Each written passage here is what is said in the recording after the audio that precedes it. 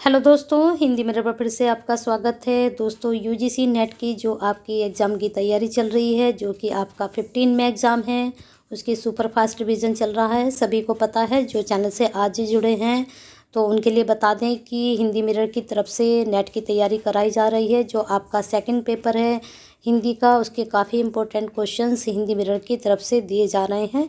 तो बने रहिए हिंदी मिरर के साथ। अगर आज ही जुड़े हैं तो चैनल को सब्सक्राइब कर लीजिए, बेल आइकन को हिट कर लीजिए। और हमने आपको क्वेश्चंस 50 करा चुके हैं, उससे आगे के क्वेश्चंस आपके लेकर आए हैं। और हमने एक क्वेश्चंस आपके लिए छोड़ा था कि इसका आंसर आप सोच के रखिए। चलिए देखते हैं इसका आंसर क्या बन रहा है।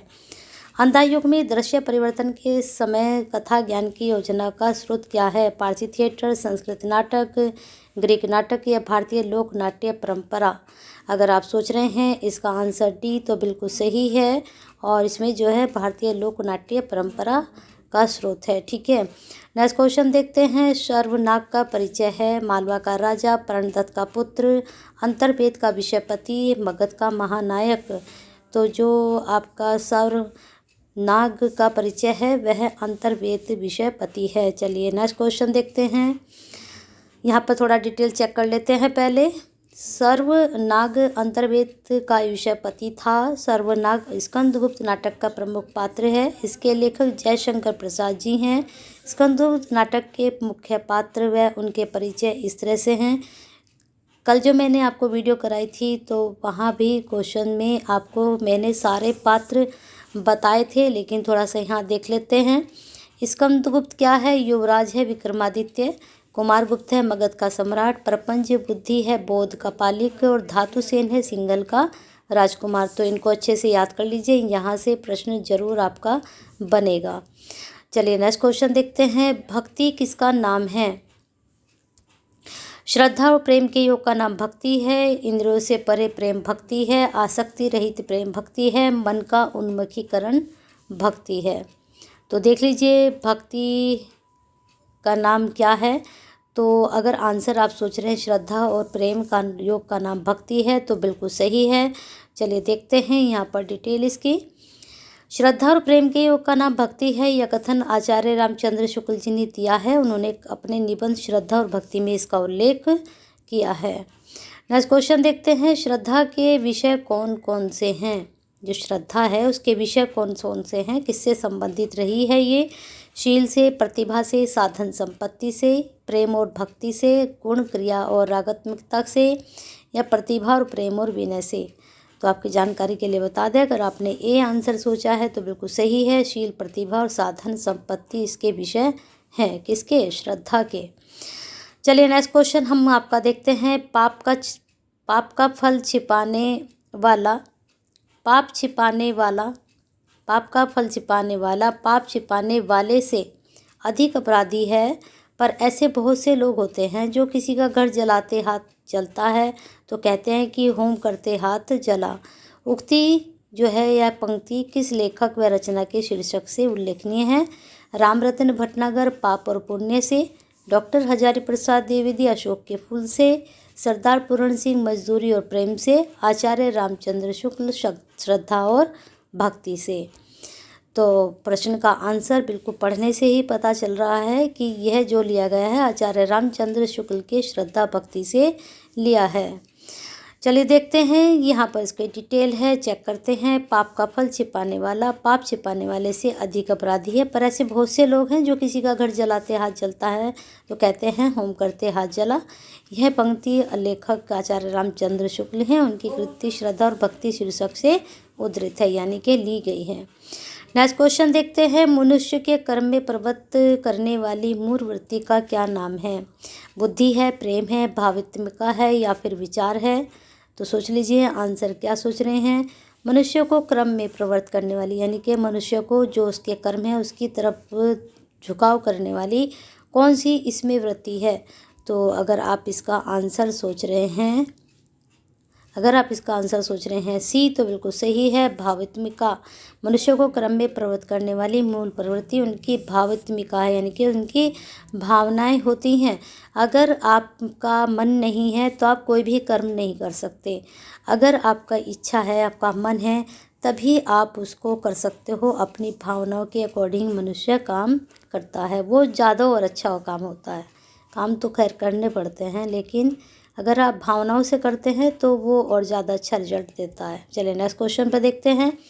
हृदय को प्रकृत दशा में कौन लाती है और जगत के बीच क्रमशः उसका आधिकारिक प्रसार करती हुई उसे मनुष्यत्व की उच्च भूमि पर लेकर जाती है? प्रेम सरणी, वनिता, सरिता या फिर कविता?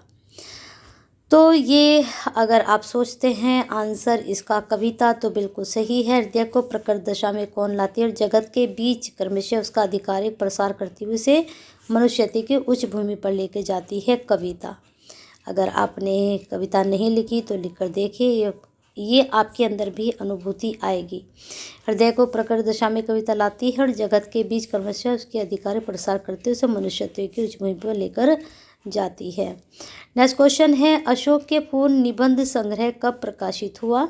1940, 1941, 1948, 1942? तो जो अशोक का फूल निबंध संग्रह प्रकाशित हुआ था वो 1948 को हुआ था। चलिए डिटेल थोड़ा सा यहाँ चेक कर लेते हैं। अशोक के फूल निबंध संग्रह 1948 में प्रकाशित हुआ।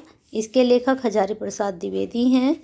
इनके अन्य निबंध संग्रह हैं कल्पलता जो कि 1951 में आया, मध्यकालीन धर्म साधना 1952 में, विचार और वितर्क 1957 में, विचार प्रभा 1959 में, कुटज 1964 में, साहित्य सहचर 1965 में, आलोक पर्व 1972 में। बहुत अच्छी जानकारी मिली इस वाले पैरे में आपको, तो अच्छे से इसको नोट डाउन कर लीजिए। चलिए नेक्स्ट क्वेश्चन देखते हैं। अशोक के फूल किस प्रकार का निबंध है? वैचारिक है, प्रकृति परक है, भावात्मक है या फिर ललित है?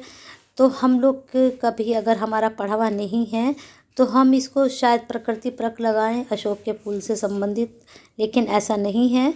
ये निबंध रहा है ललित निबंध। अब ललित निबंध देखते हैं। ये अशोक के फूल ललित निबंध हैं यहाँ पर। चलिए नेक्स्ट क्वेश्चन चलते हैं आपका।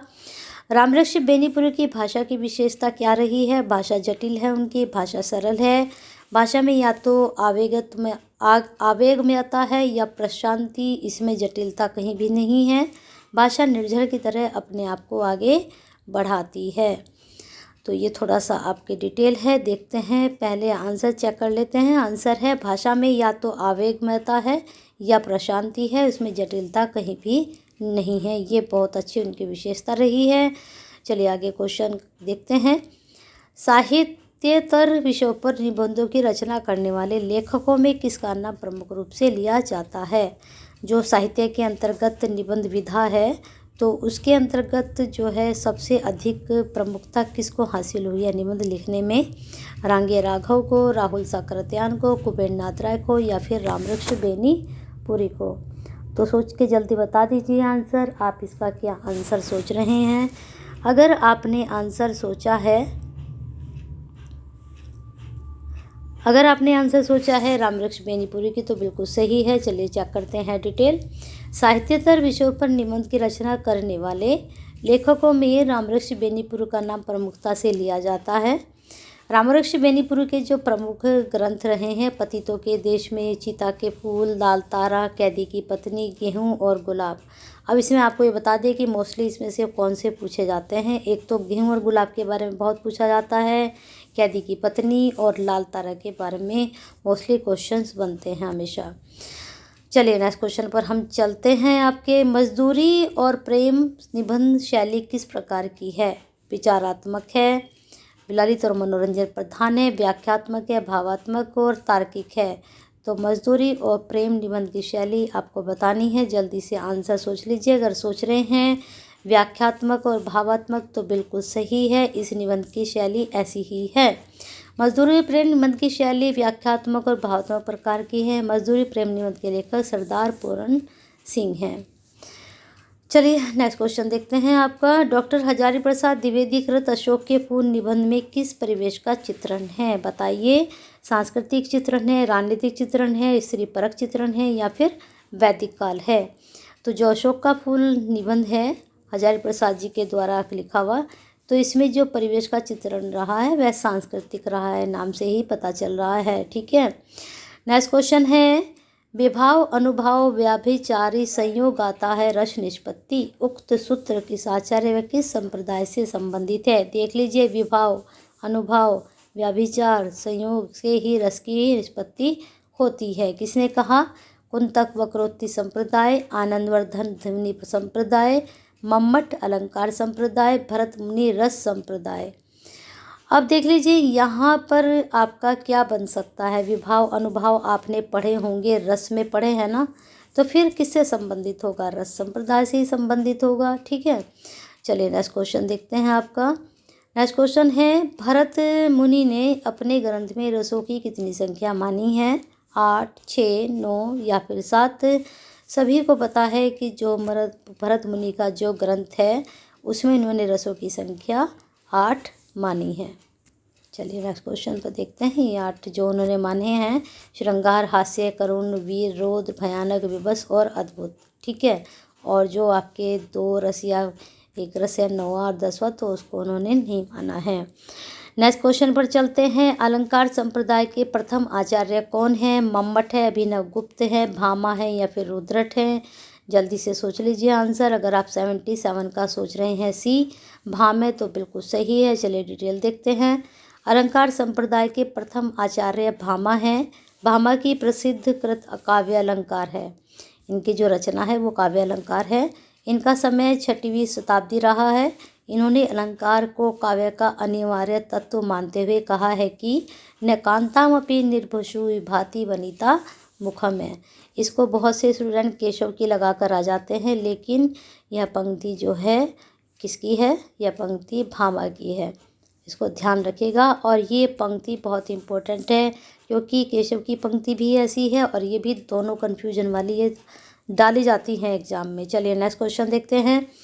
वक्रोक्ति संप्रदाय का उद्भव किस संप्रदाय के विरोध में हुआ? यानी कि जो वक्रोक्ति संप्रदाय को खड़ा कर दिया गया, एक ऐसा संप्रदाय जिसके विरोध में ध्वनि संप्रदाय, रस संप्रदाय, अलंकार संप्रदाय, साधारणीकरण संप्रदाय। तो देख लीजिए क्या आपका आंसर जा रहा है। अगर आपका आंसर जा रहा है ए ध्वनि संप्रदाय तो बिल्कुल सही है। वक्रोक्ति संप्रदाय का उद्भव ध्वनि संप्रदाय के विरोध में हुआ था। वक्रोक्ति संप्रदाय के प्रवर्तक आचार्य कुंतक रहे हैं। इन्होंने वक्रोक्ति को काव्य की आत्मा माना है, जबकि ध्वनि संप्रदाय के प्रवर्तक आनंदवर्धन है। इनके द्वारा रचित ग्रंथ ध्वन्यालोक है। इन्होंने रस को काव्य की आत्मा माना है।